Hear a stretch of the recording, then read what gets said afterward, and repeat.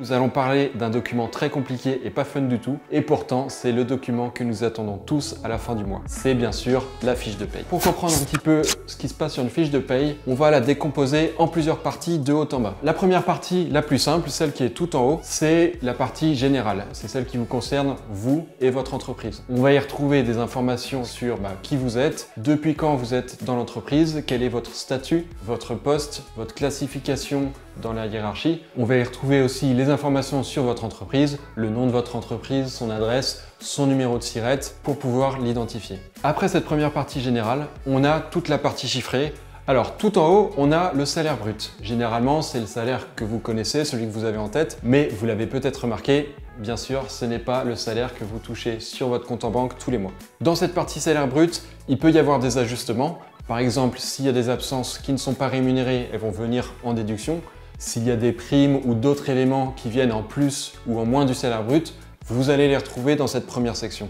Vient ensuite la troisième partie, c'est tout ce qui concerne les charges. Les charges salariales, c'est celles qui vont venir en moins de votre salaire. Et les charges patronales, celles-là en général on les voit pas trop, c'est les charges que votre employeur va payer en plus de votre salaire brut. Si on regarde les charges salariales, c'est celles qui vous intéressent le plus, c'est ce que vous allez payer en tant que salarié à l'État pour tout un tas de services, notamment la sécurité sociale, le financement des retraites, etc., etc.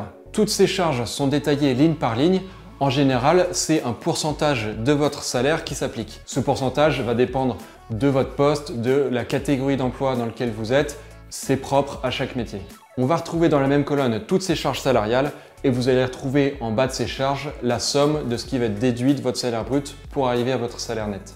On peut aussi retrouver en bas de cette troisième section certains avantages salariés dont une partie est prise en charge par l'employeur et une autre par le salarié. Ça peut être le cas par exemple des tickets restaurants ou de la mutuelle d'entreprise.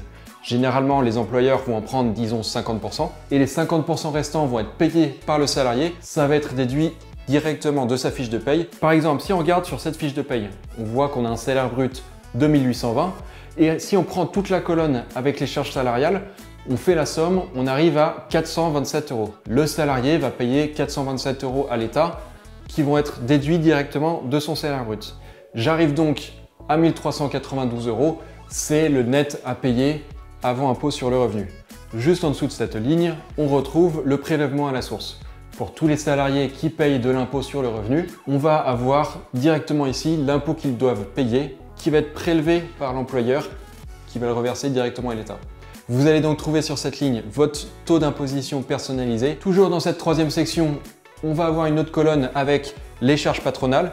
C'est une catégorie de charges qu'on connaît un petit peu moins parce qu'elle ne vient pas en déduction de notre salaire brut. C'est les charges que va payer l'employeur en plus de notre salaire brut. On arrive enfin à la dernière ligne, celle qui nous intéresse, le net à payer par l'employeur après charges salariales, après impôt sur le revenu. C'est le montant que vous allez recevoir sur votre compte bancaire. Et on arrive à la quatrième et dernière section, celle qui est tout en dessous. C'est juste un récapitulatif de vos différents bulletins de paye de la période, donc généralement de l'année en cours. Vous allez retrouver le cumul de vos salaires de l'année, de vos heures travaillées de l'année, etc., etc. Alors la prochaine fois que vous verrez votre bulletin de paye, regardez bien toutes les petites lignes. Il peut y avoir des erreurs, personne n'est parfait. Ça serait quand même dommage de passer à côté.